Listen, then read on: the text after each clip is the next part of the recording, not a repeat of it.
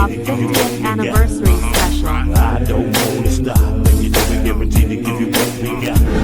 Let's go. Left Coast Kings, and you owe it to yourself.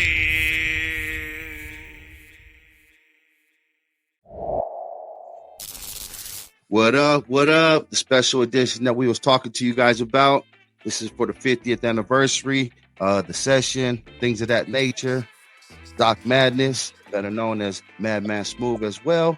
What up, D? How you feeling, my man? What's good with it, folks? Y'all know who it is. It's your one and only D, Left Coast Kings in the building. What's going down? Yeah, we got a panel, man. We got some special individuals that's going to assist us with this panel and discussion of the 50th. We had to do a little bit of something to honor that and ode of, especially with all the years that we put in the music and our backgrounds here. It's a lot of experience. So let's go ahead, D. Go ahead and start the panel with the introduction, man. All right. I want to introduce up at the top next to you. It's my man, Chris. Chris, what's good? Let them know who you are and what you do, bro. Hey, what's up? Man, I got like 90 names. Chris Potency, back in my rap day. I was in a group called Game Related out here in Vallejo. There's a lot of history behind that, but we'll get into it on this one. So, currently got a few things. Yeah, got a few things going on, man. As D knows, I got a website. Still dibble and dabble with the music. I do got a website with the clothing line, hoodiesandshirts.com. And that's about it. Lovely. Thanks for that, man. We'll go ahead and get all that plugs and we'll put that in the description for everybody as well. And then we got next on the panel, we got Gambino underneath you. D, we got Gambino Lia'Vazzi. What's up, my dude? How you feeling? I'm good, man. You? Good as always, man. Blessings to be above ground rather than below it. So, trucking right along. Why don't you go ahead and let us know about you and your background and what you do? Well, my background is long, and I'm probably older than all y'all. So, I go way back to the Uncle Jam Army days when I first started fucking spitting bars and shit back up in LA. Since then, I didn't bounce around from this group to that group. Ended up, it's been the P. It's with you and AFX. Did some music over there. I was down with fucking Slip and there's some cats over there. So you know me. I've pretty much been around. At this point now, I'm just doing somewhat of it's like a spiritual type of writing, and I also do like shirts and some hoodies and some graphic design work. That's what's up. That's what's up. Well, blessings to have you here, man. And what I'm saying, we'll get into all of that shortly. And last but not least, y'all should know this man that's right below myself and Chris. It is Tony FX, man. He blessed us with a nice session here that we broke up into several different parts for you. But Mr. FX, why don't you go ahead and introduce yourself as well and let us know what you bring to the table. What's up? This is Tony FX, producer extraordinaire. No, I'm just playing. But producer, composer, engineer, been doing music for a long time. We're talking about since I was 7 years old. And I got Gambino B talking about he's the oldest person on the panel. So. But I've done it all, and yeah, been doing this for a minute, and definitely well versed in hip hop. Love it. From the music standpoint, of course, I'm going to be more from the producer perspective, DJ stuff, and then y'all leave that up to y'all for the artist stuff. I don't know nothing about that. Yeah, right. We got a big experience. So definitely. Well, let's go ahead and get started on this, man. 50th year of hip hop. It's a celebration. Definitely. All of us have contributed, and I think it was important for us to at least give something back before the year ended. I didn't feel right. I was talking to my co-host D about it. We had some lengthy discussions as well as Tony FX. Definitely trying to put something together. It was tough at the last minute. We had more people that was going to join the panel, but blessings to have who we have on the panel. So thank you for taking your time out of your busy schedules, everybody. So let's go ahead and proceed moving forward, moving right along. Now, this whole thing was based on, like I said, the 50 years of hip hop anniversary. But I was watching a little segment that I seen of KRS-One, and that's what really brought it to light for me. Him, the teacher, if y'all don't know, of hip hop, one of the pioneers, and he's an advocate of hip hop everywhere he goes. And basically, it had to deal with the Grammys, you guys. Basically, being invited, hip hop finally being invited to the Grammys on the 50th, and basically how he felt that's being a culture vulture to us, because for 49 years we didn't get that telephone ring, that call, or anything. So it's basically to bring some light and attention to the Grammys, because the hip hop culture is huge. We know how it encompasses everything moving in media, in marketing, in sports, down to our kids, breakfast cereal. So they putting that in everything, video games and like mine. So basically, I just want to go ahead and touch on a little bit of that, because we do have some tenure and background and experience in this. How do you guys feel about that? I want to go ahead and start this off with FX.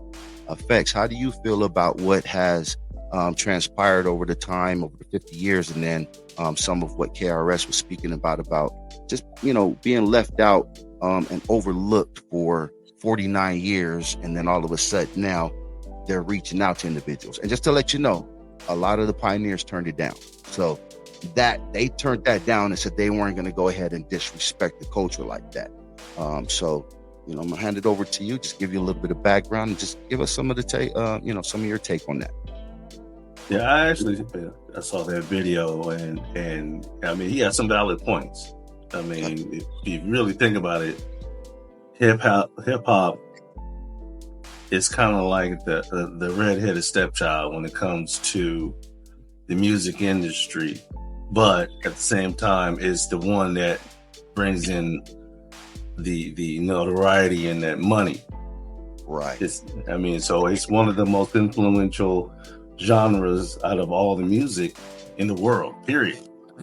So it was very interesting to really hear where he's coming from, and he's got valid points. It's almost like when it's convenient for them, that's when they want to. It's when they want to talk to you, and then they're like, "Oh, go to your room. We don't want you anymore. Just go back, and we'll call you out." It's almost like being on punishment, man. When we were growing up, you get in trouble, you're on punishment. You can't come out your room until you called out. That's kind of the same thing with hip hop. It's kind of like when it comes to mainstream, anyway. It's only right.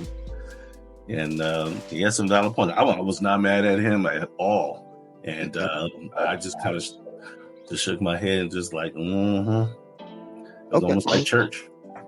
Right. Sounds good, man. Hey, Chris, let me get your take on that a little bit. I know you was heavy in doing in your playlist, so I know you have a lot that you can go ahead and give us some input on this, man. What is your take on that? And Sorry. So I saw the video as well. I will start off as saying KRS is one of my favorite. Like he used to be my favorite artist, like back in the day. You know what I mean? That's who, like, I when I was rapping, I remember I was patterning some of my rap style off of that back in the day, right?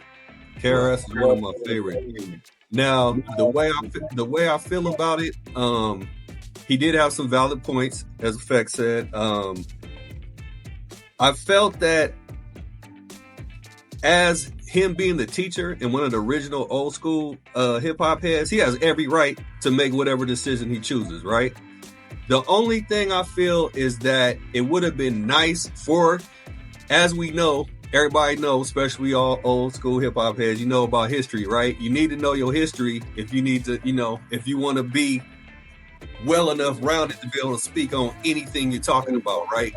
And so from that point, I kind of feel like he should have showed up for some of the younger cats that don't know who he is, because I mean, his raps, you guys all know, like a lot of his raps would like bake, incinerate, destroy half of these cats still, right? That's rapping nowadays. And for that fact, I feel like it would have been nice for him to show up for those who didn't know him. But with that being said, like I said, he's such a building block and like a monumental figure in hip hop that whatever decision he make, I'm good with it. That's his choice. You know what I mean? So that's my take on it. Lovely. I agree with you, man. I feel the same way. Just real quick before I get to you, Gambino, I just wanted to piggyback on something that was spoke on by Chris here. I felt that it would have been great for him to accept it and then have those conversations with those individuals face to face, one-on-one, maybe behind the scenes, extending after what's going on with the event, and just explain a little bit more to them so that way his message can be a little bit more felt, and then they can be an extension of his word as it proceeds. So I agree with you on that. But once again, he has every right to make that decision because of the way it was being treated prior to. But I definitely agree. Go ahead, Chris. I want to say something real quick. Not like what you said is exactly it. It would have been nice if he would have came and talked to him, because as old heads, I know you guys have heard this. Like younger cats is, oh, you an old head, you hating on us, right? If he would have been there and did what you said and shown up and kind of gave him the point to understand, like, I mean, that's why even with my playlist, it has some old school, but some newer stuff, because I want to, hear, whatever's current and what's going on and kind of see. But yeah, I think I don't want to take up the time, but I think what you said is correct. If he would have shown up, maybe he could have shown some of his point and got them or given them an understanding. You know what I mean? Yes. Of the relevance of why did you guys wait till now to give us this platform? Exactly. The why. And then he I agree with that, definitely. I think he should have showed up just to get on his soapbox and kind of clown him a little bit, like, yo, like that was his chance to put the Grammys on blast for what they've done and say, look, y'all need to do better. You know what I mean? So I think he could have. That's the only reason why I think it have showed up. But I rock with him in solidarity because I'm cool. I don't even watch them shows because they treat us like trash. Cause you remember back in the day when they would say, oh, you would see the Grammys, and then they either go into a commercial coming back and they say, oh, the winner of the hip hop, yada, yada, yada, but nobody was ever shown. You know what I'm saying? So, that part. Yeah, so that's where I kind of stand with him on that, because it's like, man, y'all used to do us dirty. You know what I'm saying? Of course. Gambino, we'd love to have you chime in on this, my man. What is your partake on, Mr. Teacher, the KRL? As far as his decision, I can respect that, because they want rap. They don't want real hip hop. Feel me? So if you want it's that fucking watered down shit, that's what they're gonna get. But if you're talking about KRS-One, we're talking about not just the hip hop fucking teacher, but he's fucking battle rap to the core. He is hip hop.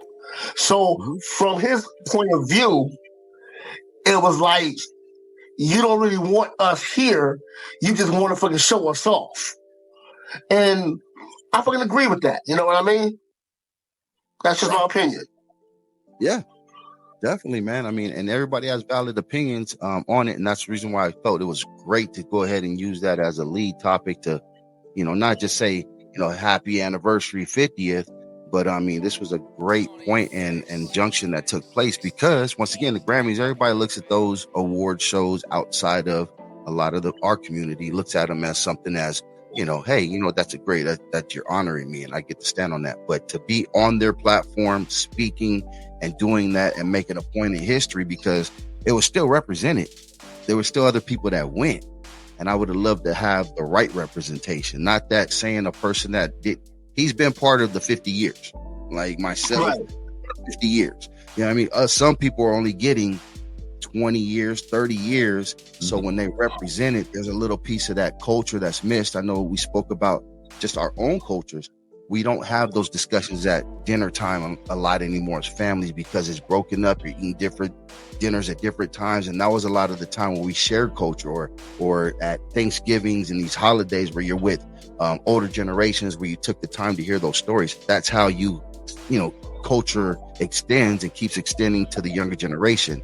The older heads, as they like to call us in this, that's what Chris and everybody was alluding to. When we cut that tie to even give some of the culture to them, to share it, give our experiences. Sometimes that could change things. When you hear somebody's testimonies behind what they've gone through, myself, I could say I'm an avid of this. Oh man, I really like that documentary or whatever it was, that interview. So it makes me more inquisitive to go and listen to them and give them a lending ear. So maybe that would have kind of bridged some of the gap between the generations and that finger pointing of old heads to young heads and the separation that we have. Does anybody have any sentiments on that, where that separation, where it's kind of hard to get to and speak to the younger generation, at least as a teaching point? They feel they have it in their own, way of how they're going to make it. Yeah, I think since it's easier now to throw your music out there, that they don't understand or really comprehend the grind it took for hip hop to be where it is now. Like, you guys, they don't understand. A lot of them youngsters don't understand. Like, it wasn't no digital nothing. You had to get on them 2 feet in a bus and a car and some, you know what I'm saying? You're like, they don't know what popping trunks is, except for pulling out their little Draco with their horrible aim. So, it's not, they don't understand that grind and that hustle and that commitment it take, and they think that we're hating, and it's not that we're hating on you, but you don't know your history. So sit back and just listen and learn a little bit. What they say, you was given, one mouth and 2 eyes and 2 ears for a reason, right? So it's just, like with my youngest son, he's only 20 or 21, right? But with me being a hip hop head, Dad, hold on, before you start playing that, I want you to listen to this. You know what I'm saying? I want you to peep this dude, check this guy out. And he's one of the few young people that'll be like, yeah, Dad, he's like, today's music is trash. Like, there's no creativity. These dudes talk about the same thing over and over. He's like, I like old school music. Like, what happened to the slick Ricks and the storytelling and the da-da-da-da, And, but he's one of few, you know what I mean, that get it. Now, my other son, he probably couldn't tell you nothing about any older artists than maybe Ice Cube, and that's as far as he'll probably, can he, and he wouldn't know a song. He just knows because of what I listen to and what I play. But my youngest one, I mean, this kid like the Temptations. How many kids that's in their 20s that even know who the Temptations are? You know what I mean? Right. So I take credit for that, because I had to let him know you can't be no rapper or none of that unless you know the history. And then if you ain't better than me, you don't get I don't pass the baton. Sorry. You know what I'm saying? My son know, but I think that's just one of those things. Some of them kids, they don't care, man. They don't care about, they just think, oh, it's a different day and age. Yeah, true. But the principles and things of that nature are still there. You just don't want to pay no attention to them. And you don't understand that real grind that it took for hip hop to be where it is today. So accessible, like a little bit too much accessible. You know what I mean?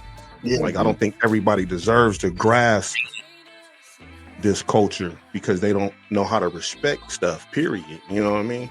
So, but I'm going to stop running my mouth because I do that enough on this show, right? Anybody else want to piggyback on that? Well, I know that kind of piggyback off that 21 Savage had said that on what's that? Matt Hoffer's podcast. Expert opinion. My expert opinion. Mm-hmm. He said the difference between the new school and the old school was the fact that back then you needed money to be able to put out.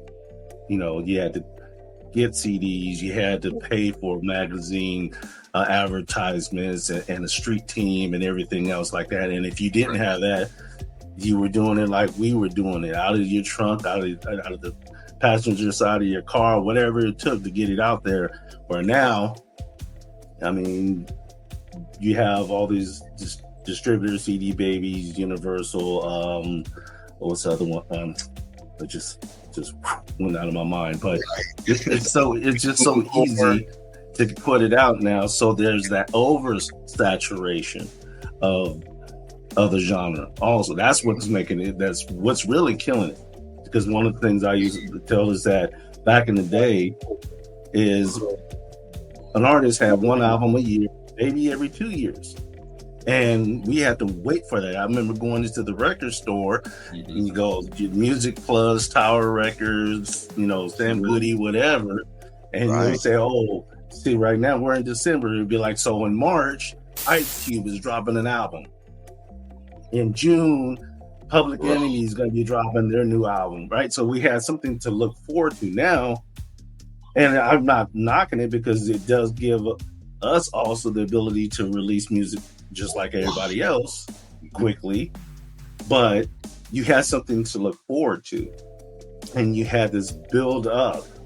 And that's the reason why when these albums dropped back in the day, you had them going gold and platinum in a week. Where these artists now, some of the big name artists, if they're lucky, they sell 70,000 in their first week.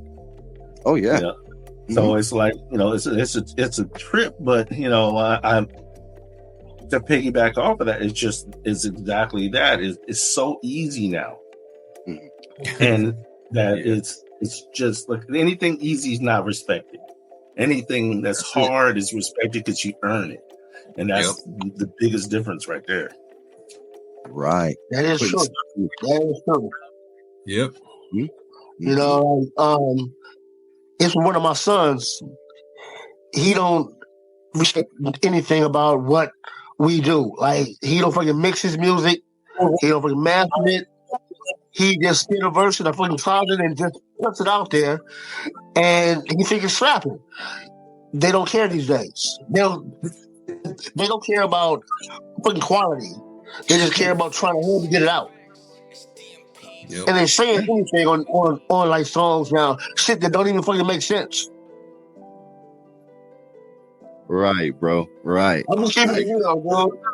There's no concepts no more. There's not a lot of like albums don't have concepts. They just throw anything on the track or together and be like, boom, I got an album. Like, bro, this has no flow. It has no it's not nothing. Gibberish.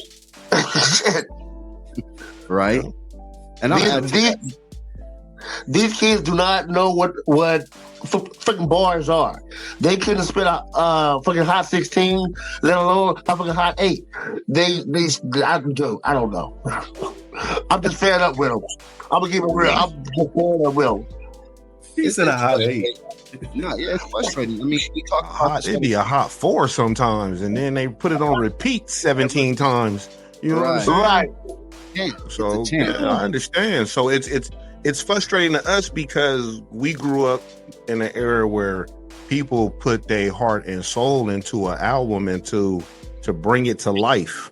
You know what I'm saying? From the artwork, the album covers, everything. You don't see that with a lot of people nowadays. Not all of them are in. They don't care. They'll put a picture of them when they was 12 with a whatever. They don't care, with a scratch down the middle of the photo. And act like it's original, and it's like, well, hey, we've seen that before. Open up a photo album and show you a gang of them pictures. You know what I'm saying? Like, it's like it's no thought. No fucking work ethic, man.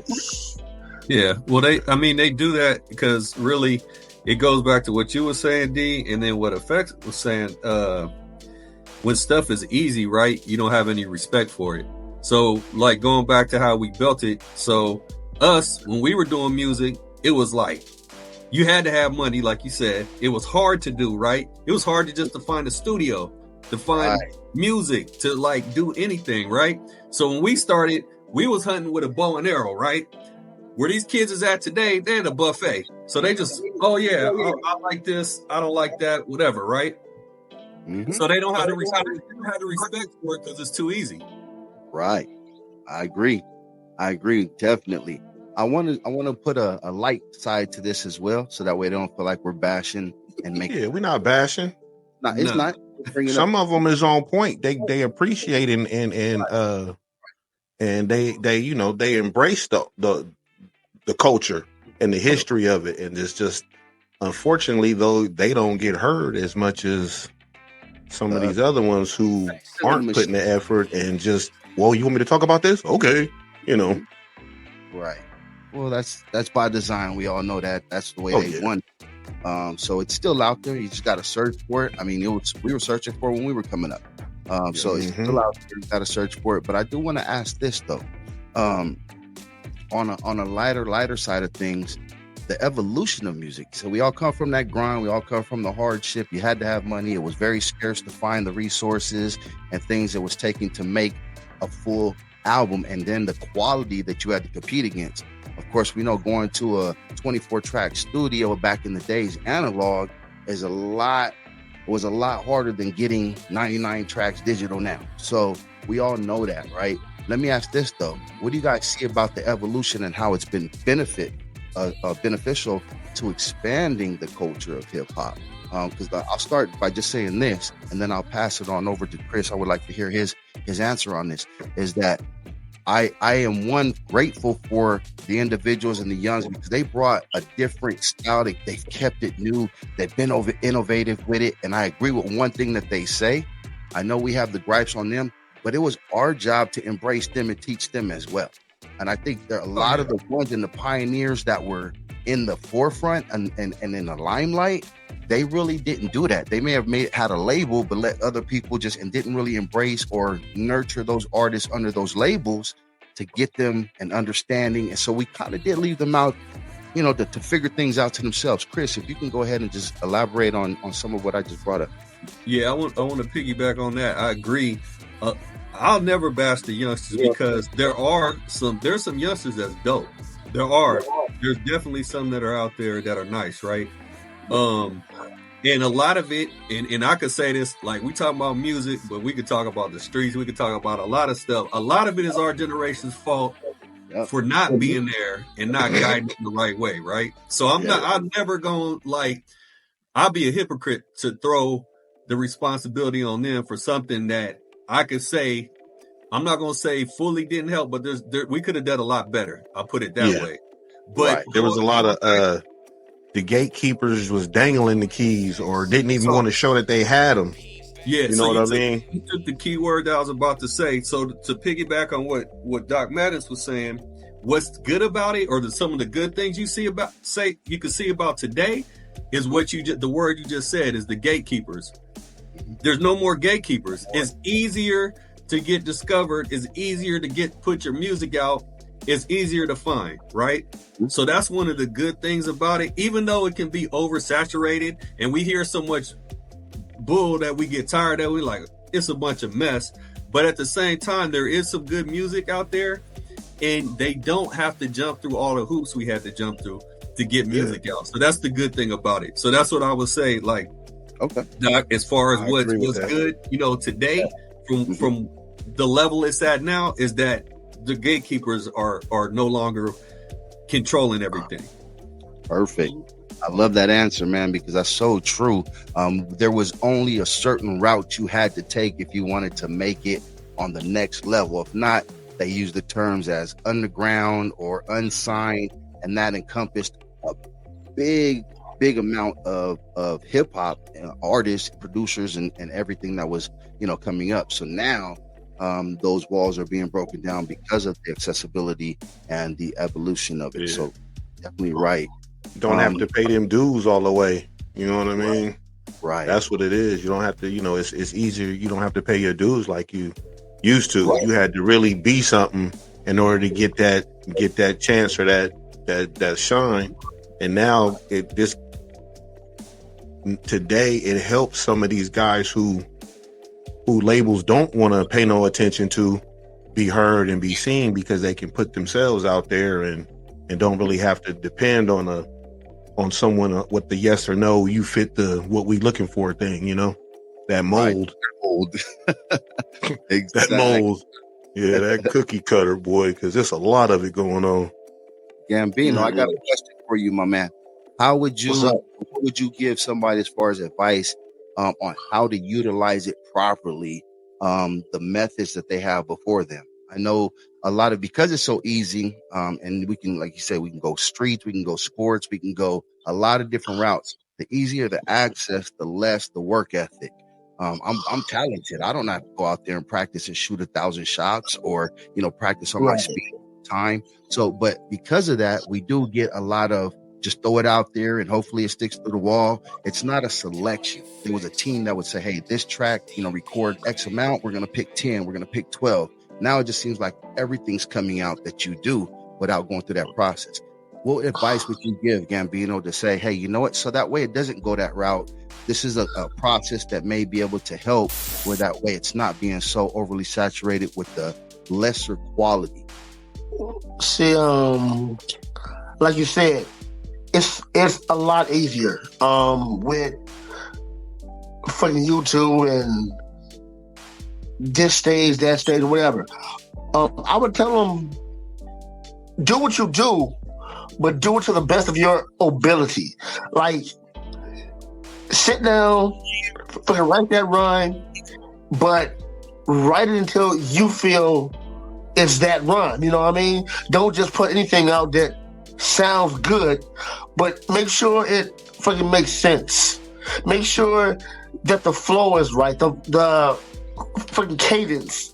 Do you to the best of you. Don't just try to do it so fast. And that's the problem now, because everything is so easy. They try to just spit something over whoever beat, and they just fucking put it out. Boom. They need to take their time and fucking nurture it and fucking make it themselves. That's how me, you, AFX, we all did that. We used to write a rhyme over 100 times until we felt it was that perfect, 16. Right. They're not doing that these days. So that's what I would tell them. Just take your time and do it to the best of your ability. Make it hot. Mm-hmm. AFX, if you want to answer that and get your input as a producer, engineer, and a behind the person's individual that gets to see it and has to create it to become that sound, because we all know that it's not the artist itself. It's a lot of the engineering that goes behind it, the production that goes behind it for that final sound. What advice would you give? Because it is easier technology, but it doesn't have to be quick. It doesn't have to be fast. It doesn't have to be cookie cutter. What advice would you give? Well, it kind of goes hand in hand to the production side as well, as far as the cookie cutter side. Everybody's using, the sound that's now is FL Studio. Everybody's using for that trap sound. And it's been said, I've had conversations with other producers that say, well, if you want that specific sound, you would have to use FL Studio, because that's what gives them drums, that crunch, that hit. But because of technology, now you have everybody chasing that same sound. And it goes back to the conversation we had about how Dre don't sound like Quick don't sound like Timberland don't sound like Eric Sermon don't sound like Ant Banks, and et cetera. And also from the engineering aspect, I mean, these engineers are purposely making artists sound like other artists by using the same effects. And literally, I'm trying to remember, I saw a commercial or an advertisement where they say, if you want to sound like this artist over here, we got this sound pack, or we just hit this template over here, and you can sound. That's also adding to that. And so what was different was the fact of back in the day, it was about individuals sounding different. Right. And now everybody wants to sound the same, but that's also because there's that money behind it. So they're like, okay, if such and such is sounding like this and blowing up, I want to sound exactly like them so I can try and make that same money. Yeah. So that's even on the production side and the engineering side, it's affecting that as well. Matter of fact, it's funny because Scott Storch came out of retirement, so to speak, and this man, we all know, can play. I mean, he's made some major hits with Dre, and so he's creating his version of the newer style.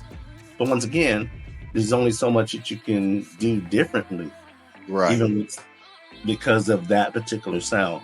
But I'm not knocking it. It's just like I said, the technology also has made it easier. You know, back in the day when you used to have, say, for instance, a few modules and an MP.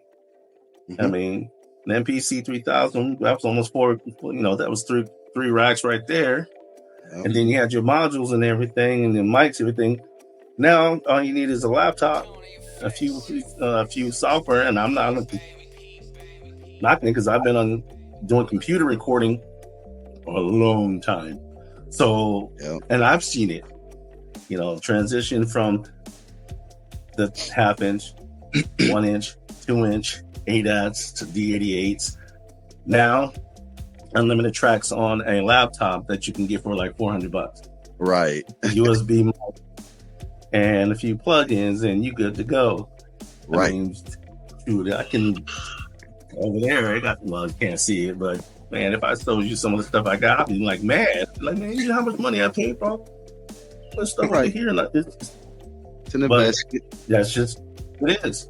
You know, that's what also got me to where I'm at now, and I'm also seeing a trend that some of these cats are going back, and they're literally going to get in the MPCs. There's people I'm hearing that saying they're getting that old school because they want to try something different. Right. And I find that very interesting and kind of exciting to see how that's going to work. I was watching a video the other day. A person says, I'm building a 90s studio. And I'm like, what? And he had a Mackie 24/8 board. And I'm like, okay. But back then, right? And even for me, it's like you used to mix by ear. You're going off the feel of the music and creating it in that mode compared to looking at a screen constantly.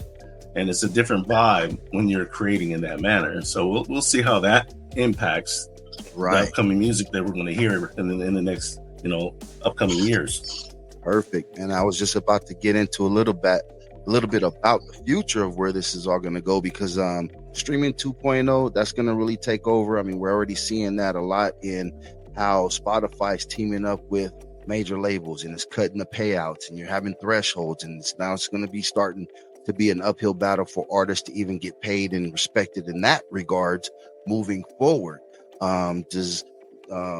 Chris, do you have any partake in where you see how that's going to benefit, or what we can look forward to, or how that can change it to even, moving forward in the future? And let's say the next 25 years of where music, or hip hop, I should say, since that's what we're speaking on, because no other genre of music goes through this. So that's definitely, this is unique in its own right. But Chris, do you see how that's going to change in the, let's say, the next 25 years for the celebration of the 75 years of hip hop? I think there's going to have to be, how like in every field, whether it's hip hop, whatever, sometimes stuff has to reset. Yep. I think it's going to have to reset because in a way, like what you're talking about, what I see with the future, when you're talking about like Spotify and they're cutting the payments, right? Mm-hmm. So it's becoming more and more business-like, right? So what you're seeing a lot of artists. I know you guys have seen a lot of old school artists, and just not even old school, but even some of what I guess we'd call with the 50 years mid-range artists are selling their whole catalogs, right? Yes. There's people that's selling their entire catalogs right now, right? Mm-hmm. And then another thing you're going to see that's going to hurt the music in a way as it's becoming more business-like. You know about venture capital firms, right? They're only there for profit, right? So a lot of them are starting to buy catalogs and buy artist music, and they're going to lease it out and sing it to movies and do whatever they can do to make money, right? But that's not going to help the quality. It's going to be all about the profit and the money. You know what I mean?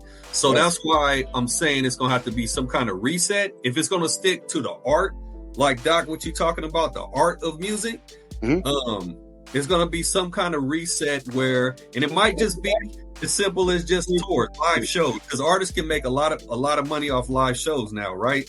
So it might be a couple artists that don't go that route and don't sell their catalog, sell their music, but they're making money touring, and they can actually be artistic, and they're not going to be stuck to like, I got to make this money because this firm owes my money, owes my music, and I gotta make some bullshit that sounds good, and I can't really be artistic. They're gonna have to be artistic through and make money through other means, whether it's like touring shows or whatever. Definitely. That's why I like LaRussell. Yeah, he throws concerts in his backyard that be packed. Right. About to say that, Curtis King, I don't know if y'all know up on him. He's doing certain things where he converted I believe his basement or a room, an extra room or something where he just does live shows from there and does collaborations with artists, and they broadcast it, and it's a live show from their house, and they got little light shows and different effects going on, but they're giving their projects to them direct without having to go through any other type of these investment firms or a gatekeeper or a label or machine. They're able to do it all themselves. And that's where that streaming 2.0 is going to really come into play, because it's not going to, as we know, music is the lowest form in this payment scale of what streaming and everything has become to be. You sell an album, and that's equivalent, I forget effects, maybe you can help me out here, but X amount of thousands of streams on a $10 to $15 sale of a CD. Whereas, back in the days, that was hand over fist. You did it, and you move it, and you're able to see that a lot faster than what you're seeing off the streaming. And with 2.0, it's going to come down to content creating more than the music. So you're going to have to do something else. And that's what you were saying, Chris, about live shows, your merchandising, how you package it to get to these individuals. That's going to be your fame on how you try to get to that plateau of making a living or a sizable income. It's no longer just going to be about, hey, this charted on Billboard, or this made this, where those streams and that chart used to be the bag. Yeah. Not to switch the subject, it's kind of along the same subject, but I want to throw out there, for example, in along with what you was talking about, if any of you guys see recently that the Scarface, the Tiny Desk performance? Yes. Man, that something like that. Right. Right. Yeah, something like that I'd like to see, going forward, to move. Right. You know what I mean? Maybe, I don't know, because not everybody can get on that platform, but stuff like that could be the verses. When they were doing the verses. Yeah, the verses. That was awesome as well. It started to get exploited after everybody started going back into what they're doing and kind of lost that what it was holding. But those type of things is going to be, I think, more to come.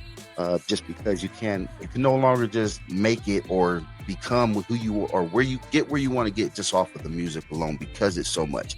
It's the can of beans. It's that you go to the grocery store. How do you make your beans stand out from thousands and thousands of beans, or not thousands, but at least a plethora of beans, and be like, okay, you send your kid to the store, he's going to pick whatever he sees, but I like this. How do you get them to gear in on your stuff, things of that nature? So, Gambino, how about yourself, man? Yeah. What do you think?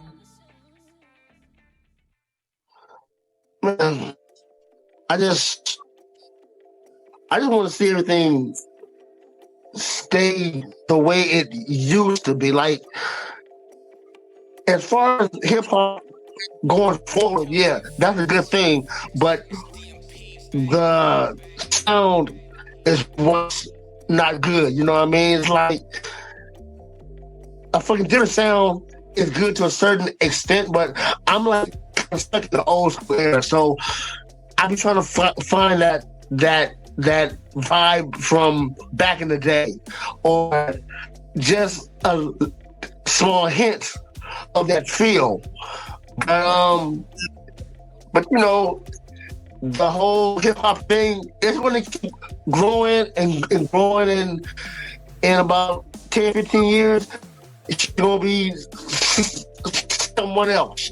You know what I mean? It just keeps fucking changing and fucking evolving and stuff. So I sit back, I'm gonna watch it. You know what I mean? Okay. Yeah. Effects. Do you have anything that you feel where it's going to be headed in a direction in the next 20, 25 years, with all the technology, the AI that's included now, that's really, producers have the AI thing going against it. Now you got people doing albums because you can take a voice and have it replicate and do whatever you want to. I believe it was AFX or D, one of you guys brought up that the DOC was doing an album now because AI is going to assist him with not having his voice. Mm-hmm. So those aspects I see as, hey, that's great. That's a good thing, because I would love to hear, something from that man without it being the raspiness. And not that there's anything wrong with that, but hey, that's an enhancement that's going to help us and him. But just to take it and do what they're doing with a lot of the AI stuff is kind of like diminishing the art form of hip-hop. Especially if it's creating it for you and you're not creating it yourself. You know what I mean? Because you can give AI a topic and it'll give you a rhyme, and I'm like, wait a minute. You know what I mean? Like, and I'm not saying it. I mean, and it's a double-edged sword. You know what I mean? Right. I think it's going to be really. We're already seeing this from the listener perspective, that there's going to be a convergence of old, new technology, because right now we're hearing some of the younger cats that's going back to the old school because they're starting to recognize the 90s and the early 2000s, and even going back to the 80s to a certain degree. So we're going to see that convergence of the two. Now the AI and DLC is talking about the album. I saw a headline or a video that talked about that. Then I also heard of a song. A dude made a song, an entire song with Eminem, emulating Eminem on a song that he was doing, kind of like a feature. Right. And so now that starts to get to a point like, okay, it gets kind of iffy. So we're going to have to see how that pans out. But I think it's going to be a convergence of the old and the new, and seeing where that's going. And the thing with hip hop is, the great thing about the technology and the way things are right now is it's also allowing some of the older heads who may have given it up to say, nah, I got something to, something I can still give to this culture and to the genre, and coming back out or getting active again. So the next 25 years is going to be very interesting. It's going to be basically a hodgepodge, a gumbo of hip hop of the last 50 years. Literally is going to be all combined in the next 25. I see that. That's the way I see it. Understood. And I'd just like to piggyback on that what I see in the next 25 years is exactly what you said. It's going to be, right now it's at a crossroad. Like I said, you have artists that are selling catalogs. Chris alluded to AFX. You just alluded to the AI being used. People are using those for features and not getting the authorization from those major artists, and they're saying that they're featuring with songs with them and putting them out. So what we're doing is we're fooling the public now. So now the listeners and our fan base, what we're doing is depriving them of being real, and that exchange of a relationship that we've had, I believe, growing up with the artists that we listened to. We felt that they were genuine to us, what they were giving to us. We're not talking about the machine. We're not talking about what the labels portray, but what we gathered as the people that we wanted to put in our cassette player on that record, and play it.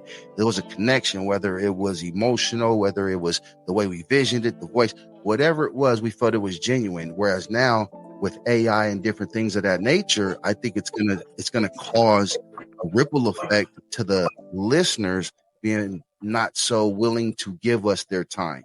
It's not even the money no more, because you pay a subscription fee and you can just get an album for $10 a month, as much as you want, or 12, whatever it is, download and listen to on these streaming platforms.